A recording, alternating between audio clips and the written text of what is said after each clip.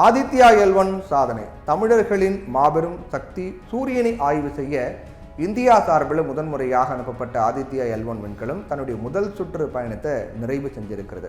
அதாவது ஒளிவட்ட பாதையை நிறைவு செய்திருக்கிறது அப்படின்னு இஸ்ரோ சொல்லியிருக்காங்க. இதுக்கு முன்னாடி இஸ்ரோ சார்பில் சூரியனை ஆய்வு செய்ய எந்த விண்கலமும் அனுப்பப்படலை. ஆதித்யா L1 தான் முதல் விண்கலம். கடந்த ஆண்டு செப்டம்பர் மாதம் 2ஆம் தேதி விண்வெளிக்கு அனுப்பப்பட்ட ஆதித்யா விண்கலம் சுமார் 127 நாட்கள் பயணித்து பூமியிலிருந்து 15 லட்சம் கிலோமீட்டர் தொலைவில் லெக்ராஞ்சியன் பாயிண்ட் L1 அப்படின்னு சொல்லக்கூடிய அந்த லெக்ராஞ்சியன் பாயிண்ட்டை சூரியனை பார்த்தவாறு சமீபத்தில் தான் நிலைநிறுத்தப்பட்டது. போன மே மாதம் 10-11 தேதிகளில் சூரியனிலிருந்து சூரிய புயல் வெளிவந்துச்சு. இது பெரும் அச்சுறுத்தலை ஏற்படுத்தியது. இதனை சர்வதேச நாடுகளை சேர்ந்த விண்கலன்கள் படம் பிடிச்சது. ஆனால் ஆதித்யா L1 படம் எடுக்க முடியலை. இருந்தாலும் மே 14ஆம் தேதி ஆதித்யா L1இன் SUIT மற்றும் VELC கருவிகள் சூரிய புயல்களை பல்வேறு கோணங்களில் தெளிவாக படம் பிடிச்சது.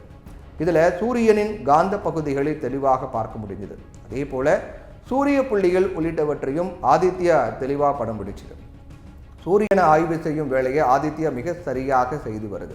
சூரியனிலிருந்து வெளிவரக்கூடிய காந்த புயல்கள் செல்போன் தொடங்கி டிவி, கம்ப்யூட்டர் அப்படின்னு எல்லா எலக்ட்ரானிக் சாதனங்களையும் முற்றிலுமாக செயலிழக்க வைச்சிடும். இன்றைய தேதியில் நூற்றுக்கணக்கான அணு உலைகளை பாதுகாக்க எலக்ட்ரானிக் சாதனங்களை தான் நாம் பயன்படுத்திட்டு வரோம். அப்படி இருக்கையில் காந்த புயல் காரணமாக பேரழிவு ஏற்படும். இந்த பேரழிவை முன்கூட்டியே கண்காணிக்க கரோனல் மாஸ் ஏஜென்சி தொடர்ந்து கண்காணிக்க வேண்டியது அவசியம். இந்த பணியை தான் இந்தியாவின் ஆதித்யா L1 ரொம்ப சிறப்பாக செஞ்சுட்டு வருது. இந்நிலையில் ஆதித்யா L1 தன்னுடைய முதல் சுற்று பயணத்தை வெற்றிகரமாக முடிச்சிருக்கிறதா இஸ்ரோ தெரிவிச்சிருக்காங்க. அதாவது ஒளிவட்ட பாதையே ஆதித்யா வெற்றிகரமாக முடிச்சிருக்கிறது அப்படின்னு இஸ்ரோ சொல்லுது. ஆதித்யா L1 எங்கு பயணத்தை தொடங்கியதோ அதே இடத்திற்கு 178 நாட்கள் கழித்து மீண்டும் வந்து சேர்ந்திருக்கிறது. இந்த ஒரு சுற்று பயணத்திலேயே நிறைய தகவல்களை ஆதித்யா L1 சேகரித்து கொடுத்திருக்கிறது.